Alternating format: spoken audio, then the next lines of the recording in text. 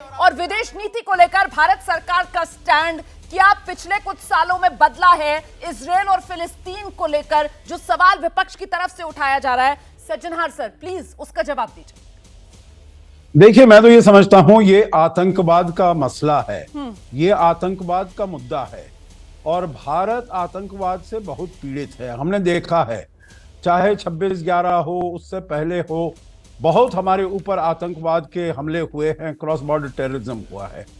जो भी दुनिया का मंच है उसमें भारत ने पुरजोर आवाज से, चाहे वो यूएन हो या और भी कोई हो, आतंकवाद के विरुद्ध हमने बोला है। और ये आतंकवाद का मामला है तो इसीलिए पूरी दुनिया को एक साथ खड़े होकर आतंकवाद की निंदा करनी चाहिए और वही हो रहा है। देखिए, पूरे वहां तो अमेरिका में वो अभी आपके जो पहले पैनलिस्ट थे वो कह रहे थे और दुनिया में कोई नहीं कर रही है।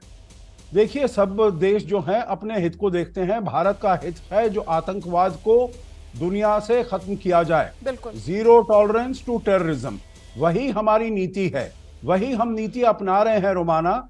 और देखिए, अगर आप अमेरिका में भी अगर आप देखते हैं, उन्होंने तो यहां तक कि अपना पूरा एक एयरक्राफ्ट कैरियर वहां पर भेज दिया है।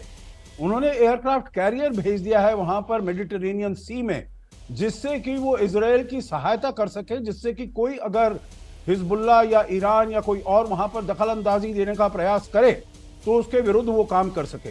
तो मैं तो समझता हूं ये बहुत ही एक क्लियर कट मामला है और भारत ने इसमें एक बहुत ही क्लियर पोजीशन ली है, जो कि बहुत अच्छी है, बहुत ही ठीक है। हालांकि अगर फिलिस्तीन के मुद्दे पर देखा जाए रोमाना, तो भारत की पोजीशन बदली नहीं है। भारत ने वही कहा है जो 2 स्टेट सॉल्यूशन होना चाहिए।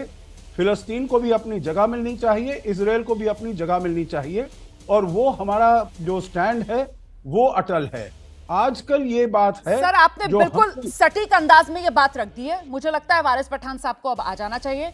वारिस पठान साहब, हिंदुस्तान का जो स्टैंड है वो बिल्कुल क्लियर है, आतंकवाद हम बर्दाश्त नहीं करेंगे, ये भारत सरकार का स्टैंड। लेकिन जब देश के विपक्षी दलों की बात की जाए तो ऐसा लगता है सर कि हमास के आतंकवाद के साथ वो खड़े हुए हैं। हमास के आतंकवाद के साथ क्यों है सर? देखिए रोमाना जी, वायलेंस का हम खंडन करते हैं, आतंकवाद, आतंकवादी गतिविधियों का हमने तो हमेशा से निंदा की है, नहीं होना चाहिए, और जंग किसी भी प्रॉब्लम का सॉल्यूशन नहीं है। मगर यहाँ पे सवाल ये पैदा होता है कि ये क्या हो रहा है इसराइल और गाज़ा के अंदर, जो हो रहा है ये क्यों हो रहा है फिलिस्तीन में। आपका घर है, मैं आपको एग्जांपल देता हूँ रोमाना जी, आपका घर है, आपके पास कोई आया ह्यूमैनिटेरियन ग्राउंड के ऊपर, आपने तरस खाकर उसको रहने दिया, उनको खाना दिया, शेल्टर दिया, उनके बच्चों को पाला पोसा बड़ा किया। उन लोगों ने आपको आपके घर से निकाल दिया, आपके माँ बाप को मार दिया, आपके बच्चों को मार दिया, तो आप क्या करेंगे? आप अपने हक के लिए खड़े रहेंगे। हम उन मजलूम फिलिस्तीनियों के साथ खड़े हुए हैं जिनको इतने बरसों से अपने ही लैंड के अंदर, गाजा पट्टी जो 16 साल से एक ओपन एयर प्रिजन बना हुआ है, पूरे वर्ल्ड का सबसे बड़ा ओपन एयर प्रिजन वो है, हम उनके साथ खड़े, तो क्या गलत है बताइए? हमारा देश भारत महान अंग्रेजों के अंदर में था, अंग्रेजों ने हमको गुलाम बना दिया था रोमाना जी, हम लड़े, हमारे भारत देश को हमने आजाद कराया, तो हमको भी अब इन्हीं के साथ गिनेंगे। मगर देश में आज बात क्या हो रही है, सारे मुसलमानों को आतंकवादी बना दो। 3-4 दिन से मैं देख रहा हूँ कि जो ना 3 ना 13 में है। जैसे ही घड़ी का काटा दोपहर 2:30 पे आए, बबीता जी का दिल सास बहू साजिश के लिए मचल जाए।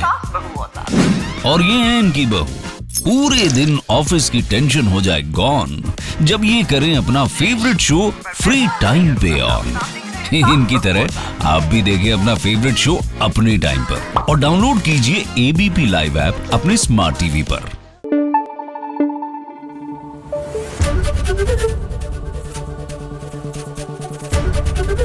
एबीपी न्यूज आपको रखे आगे।